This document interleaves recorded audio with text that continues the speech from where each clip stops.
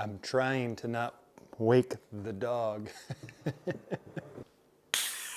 Hey, welcome to the channel, everybody, and thanks for checking out the channel. It's called Ham Radio Dude, and you might have seen over the past few weeks the community of Ham Radio Dude coming together to try to help out Jim, W6LG, and we've been doing things like selling custom engraved tumblers, as well as decals, and now the world's greatest ham radio mystery box. And there are a few reasons this is the world's greatest ham radio mystery box, which I want to explain to you today as we go through it and see what's inside. So, well, we're gonna do that. And the first reason this is the world's greatest ham radio mystery box is it is helping somebody in need within the community, so all the sales go to help Jim out. But the reason that it really becomes interesting, and let's take a look at some of this stuff. And while we take a look at some of it, let's just remember, I'm not a professional photographer or videographer, but we have a variety of stuff here. We're gonna unbox this box in a few minutes. And the most important, coolest thing about this whole thing is I asked you, the viewers, to send stuff for this world's greatest ham radio mystery box. And I want you to let me know in the comments below, how do you think we as a community did? So we're going to get started off here by taking a look at some things that you might see on the table. We'll save some of this for last. We'll start with a new ham radio operator's good stuff right here and see what he helped donate to the world's greatest ham radio mystery box. And by the way, you're going to want to stick around to see this whole mystery box because thanks to our winner of the mystery box, which we'll talk about later, most of this box is actually going back to be donated to another mystery box. We're gonna have another mystery box. No, I'm really happy to do it, and it's for a good cause, so no worries there. And Jerry, the winner of the mystery box, was very concerned that I had to do some extra work, but I'm really happy that we're helping as a community. So let's take a look at the stuff here. Number one, I had the opportunity to go meet up with a new technician, KD9WSD, Matthew.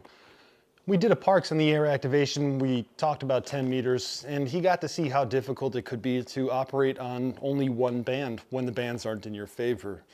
But during that time, as a new tech, he mentioned to me something along the lines of he's learned so much from our community already, and he just wants to be able to give back, kind of pass on what he can to help out within ham radio community. I think that's a great spirit to have, and that's the kind of people that I like to associate with, people who want to help others and want to do good things in the community. So first off, Matt, I wish you the best within your amateur radio life. Can't call it a career. I wish you the best in amateur radio. But first off, he donated these technician cards, these ham radio technician flashcards, which will allow you to be able to study, flip over the flashcard to find out what the answer is or was. I think that's great. Second thing that Matt threw into the box was these SMA to SO239 connectors. You could see they're open. When he got them, he realized, oh, these aren't the right ones that I need. And he said, hey, I'll donate them to the box, but they're still unused, just open. I think that's a great thing also. And finally, Matt was like, hey, you know what, I'm gonna donate a radio. And he had a few of these GMRS radios around. This is the DB25G from Radioddity. And I do think I specified in the ham radio mystery box that it would be radio related stuff. There's a big, vast variety of radio stuff. And I think that most of us amateur radio operators do like different bands and different modes and even different license types. So, hey, check it out. We got this DB25G, excuse me, and it looks like it's pretty new in the box. So yeah, very good. Thank you, Matt. It's awesome. Comes with a user manual as well. Before we get into Ryan's part of the mystery box, I want to talk about Jerry, KD2GCG. Jerry's been a viewer of the channel for a long time, a fan, and he's always responding to comments. He's got a really positive attitude. When I was posting the information about the world's greatest ham radio mystery box, Jerry was like, please let us know, and which should have been an indication that he was really interested. So when eBay told me, hey, you can't actually post a mystery box on eBay, we had to adapt and we put this on an Etsy store. Jerry jumped on and I was asking $1,200 for this box, which I valued at least $1,500. Let me know what you think, by the way, in the comments below when we're done. Jerry immediately purchased it. And this is what's cool, because half of the stuff that's in here, Jerry said, you know, maybe I don't have a use for it. Let's pay it forward or play it forward. And so we're going to do another mystery box. Jerry, congratulations on this mystery box. I hope you enjoy everything that you see in here. This video won't be a surprise to him, as he's already been made aware of the list of stuff that's available so that he could play it forward. And now we get into this mystery box from Ryan KC90ZA. Check this out. Number one, we have a GM30 GMRS radio. And the thing about this radio is it's brand new in the packaging. So very good. Another cool thing about this GMRS radio is I believe it's also known as the UV88. You should be able to put another firmware on it to make it an amateur radio. Although I'm not positive on that. That sounds about right. Don't forget the stickers too. Ryan included a bunch of 5.9 radio stickers. Again, go check them out on YouTube. And because of that, I'll go ahead and I'll throw in a ham radio dude sticker as big as my head. So the next thing that we have up on here, radio a lot of people have, you know, grown to actually enjoy now that the firmwares have been fixed, is a partially used TD-H8 TID radio. And I did mention in this mystery box, some things will be used, some things will be new. So this is a partially used TD-H8 GMRS radio, but again, firmware could be modified and it could be used for amateur radio. Look at that. The dog is sleeping back there somewhere. You can barely see him. Anyway, here we are. We're gonna go ahead and take a look now. And there's still a lot of good stuff in here. So let's just grab this right here, see what it is. Okay, this was the MFJ VHF SWR watt meter.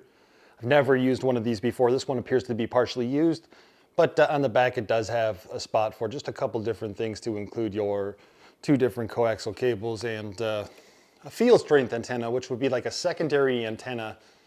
I don't know, pretty neat though. Yeah, pretty neat. Well, that'll be cool. I hope it's useful for you, Jerry. And it's really cool to see all this ham radio gear though. Next up, what do we have in the box? Just another thing in it. This one's heavy. All right, this is a key. It's a straight key. Let's just take a look at what this is here. I'm gonna clean it up here a little bit. It's pretty dusty, but I'm gonna clean it up, and I'm actually gonna make sure that it's all functional too here. So another reason this might take a little bit longer for me to get the actual items out to Jerry is because I wanna make sure that everything, not everything, but some of the U stuff is functional. And then there we go. So yeah, very nice. This key is called a DJG-4 from Shangshu. I hope I said that correctly. And I can't really show you the label because the straight key's on the way. Cool. It's pretty nice. So up next, we have an antenna that I reviewed quite a while ago, and this is not sent by any companies. This was sent again by Ryan. And the cool thing about this antenna is it's a switchable end-fed half-wave. It's called the X-tenna. You could check out my video below. I'm sure there's tons of other videos out there. But basically, this is an end-fed half-wave that has a little switch on it. So you could swap it from 49-to-1, 64-to-1, and what is like 56-to-1. And it comes with the proper length of wire as well. So that is awesome. And I think that if you're getting to go do parks on the air, or you're starting to get an outdoor radio, something like this is a must-have for your bag. So that's great. Let's see what's next. Okay, the Elite Traveler. The Elite Traveler looks like a shortwave radio that does AM, FM, long wave, and shortwave. And I believe it's also new in the box. Oh wow, look at that. It kind of comes with a nice little leather case. It's not new in the box anymore. No, but seriously, look at that. That's pretty neat. That's in really good shape. It's called the Eton. I think I've heard of this brand before, but yeah, just a small portable shortwave radio. Let me put it back in there gently. You know, no package, no mystery box is complete without a fang. And here it is. Let's see which one we got, because I have no idea. It doesn't say it on it. The UV5RH. Cool. Looks like it was open, but it still has the plastics on it, so it probably was opened and used once or twice, and now it's going to be yours, Jerry. Congratulations. Or maybe Jerry didn't want it and it could be yours. Remember, stick around to find out. So next up we have these TalkPod radios, and the funny thing about these is I think I gave these to Ryan in a giveaway. I've done mystery boxes in the past, not the world's greatest ham radio mystery box, but I've done mystery boxes in the past, and these are two TalkPod A36 Plus handy talkie radios. They're new in the box, they come with a programming cable. They'll be great as well.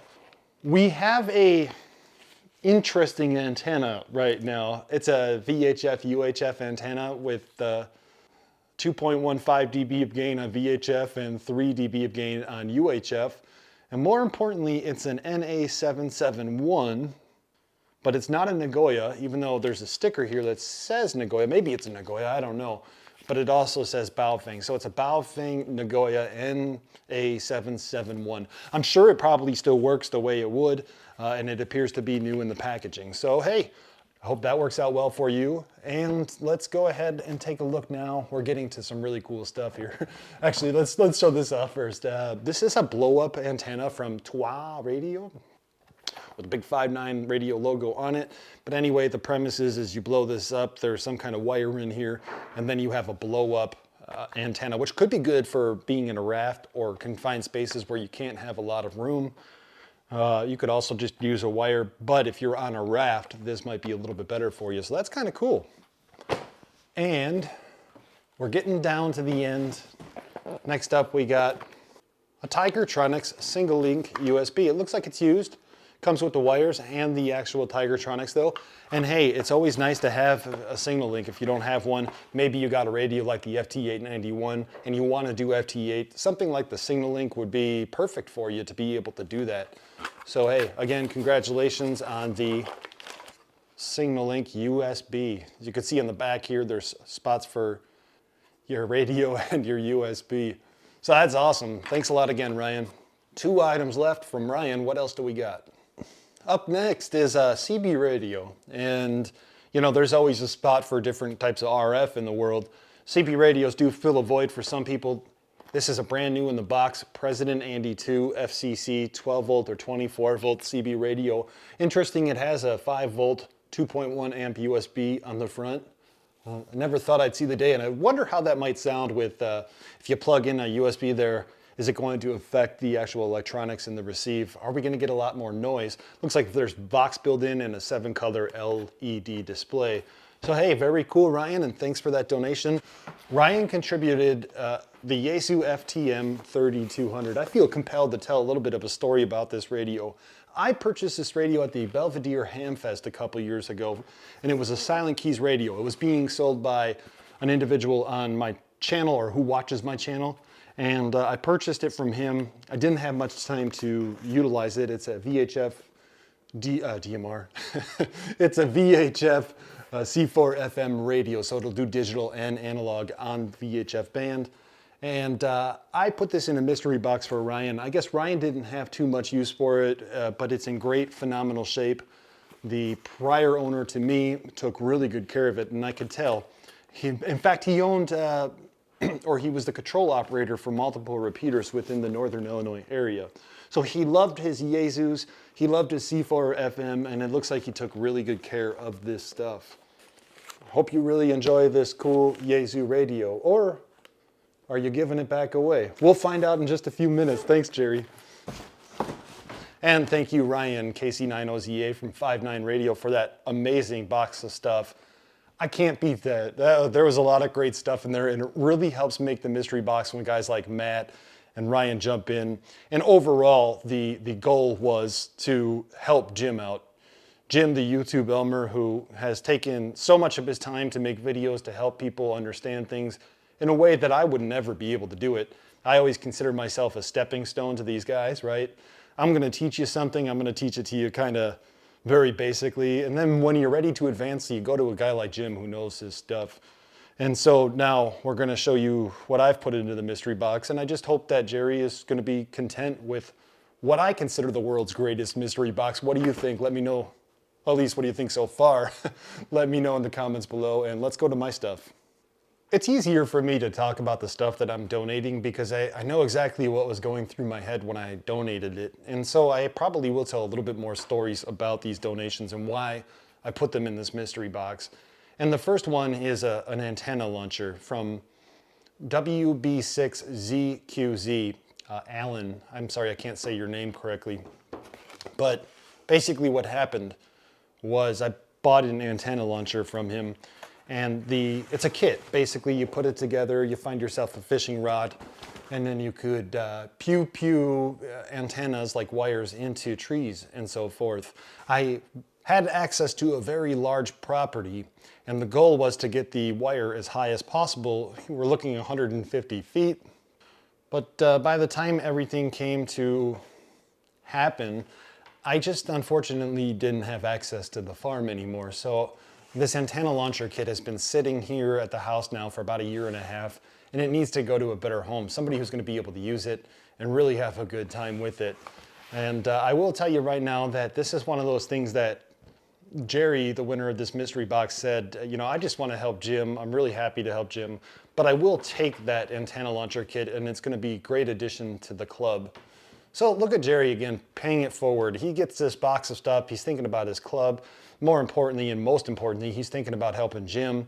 And then he's also thinking about paying it forward with donating more of this mystery box back into another mystery box. That's great. The second thing that I have here for this mystery box was, it's easier just to show it to you. It's called the ADXS. Adam Wrong makes these cool HF transceiver kits, and you assemble the whole thing. So you have a box of parts here to include your main PCB, all your little resistors and your little toroids for your filters. You have some magnet wire, and you have a whole kit under here. Go check out this. This looks really promising and cool. It's called the Arduino Digital Mode HF Transceiver. And I really wanted to build this. It's just I didn't have time, and I would really like to see it go to somebody who would be able to invest that time to make this work, because I think that this could be a great product. Any of those YouTubers out there watching, you guys should look into this and build it. Okay, up next, let's see what we got here. That's right.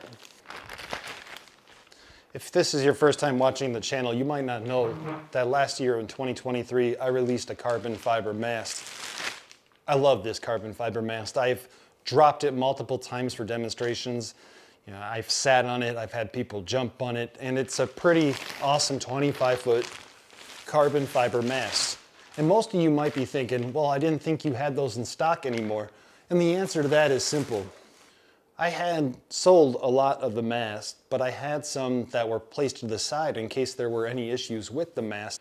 I'm fortunate and glad to report that there were no issues with the mast that needed to be returned, and that means I had a couple extra laying around, and I thought that Jerry would really appreciate, or whoever at that point won the mystery box would really appreciate this cool 25-foot carbon fiber mast. It's lightweight, about 6 feet tall, and it does a really good job for portable parks in the air operations. So if you're looking to get into parks in the air, you might actually consider something like a carbon fiber mast for a wire antenna sloping away from the actual carbon fiber mast. And this leaves 2 more items. So number 1, this little Redivis or Retivus antenna. I think these were like $7 a piece, and I purchased a bunch of them. Now, the day I purchased one of these antennas, I went to a mountaintop and I made a 90-mile contact with my ICOM IC705. Yeah, I had an adapter on there because this one is a SMA male. But I really appreciated how well I did with the contact. Of course, I was on a mountaintop with a clear line of sight. That always helps out a lot, but it was still kind of a fun story, and I've really enjoyed these antennas. And this leads to the final item of this mystery box, what I'm dubbing the world's greatest ham radio mystery box. It cost $1,200. I said there was at least $1,500 worth of stuff in there. If you're counting, you probably didn't see $1,500 worth of stuff in there. And this is the final item that I believe will bring it over that $1,500 mark. And it is used, but let me show it to you. But before I show it to you, let me know in the comments below, what do you think it is? Back in, it was around 2020, COVID had hit, maybe it was 2021. The Lab 599, or the Discovery Lab 599, was a very popular radio. And it was really hard to get as we saw the prices of the radio increasing and increasing. I believe they're somewhere around $1,200 or $1,300 new for a QRP radio. I bought this radio. I love this radio. You hear me talk about it all the time when I travel.